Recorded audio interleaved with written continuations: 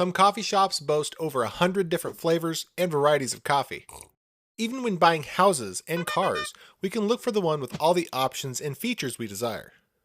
We no longer have to live in just a chocolate, vanilla, and strawberry world. Choice is king. You can find about anything you want according to your own personal likes and needs. So how about a religion that is just right for you? How about a religion that is guilt-free, makes no demands, and is not encumbered with lots of bothersome do's and don'ts? It is out there, just as I have described. But is religion something to be chosen like a favorite flavor of ice cream?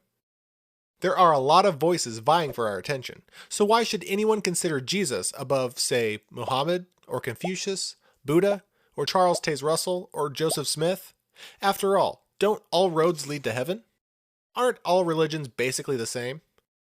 The truth is that all religions do not lead to heaven, just as all roads do not lead to Indiana. Jesus alone speaks with the authority of God because Jesus alone conquered death. Muhammad, Confucius, and the others molder in their graves to this very day. But Jesus, by his own power, walked away from the tomb 3 days after dying on a cruel Roman cross. Anyone with power over death deserves our attention. Anyone with power over death deserves to be heard. The evidence supporting the resurrection of Jesus is overwhelming. First, there were over 500 eyewitnesses of the risen Christ. That's a lot of eyewitnesses. 500 voices cannot be ignored. There is also the matter of the empty tomb.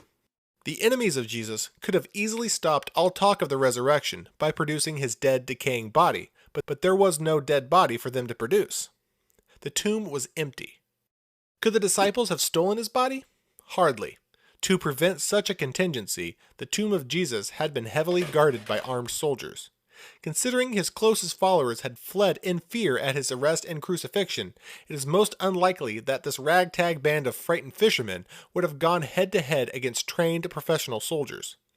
Nor would they have sacrificed their lives and become martyrs, as most of them did, for a fraud. The simple fact is that the resurrection of Jesus cannot be explained away. Jesus proved his power over death. Therefore, we need to hear what he says. Jesus claims to be the only way to salvation. He is not a way. He is not one of many ways. Jesus is the way. And this same Jesus says, "Come to me, all you who labor and are heavily burdened, and I will give you rest." This is a tough world, and life is difficult. Most of us are pretty well bloodied, bruised, and battle-scarred. Agree? So what do you want? Restoration or mere religion? A living savior or one of many dead prophets? A meaningful relationship or empty rituals? Jesus is not a choice. He is the choice.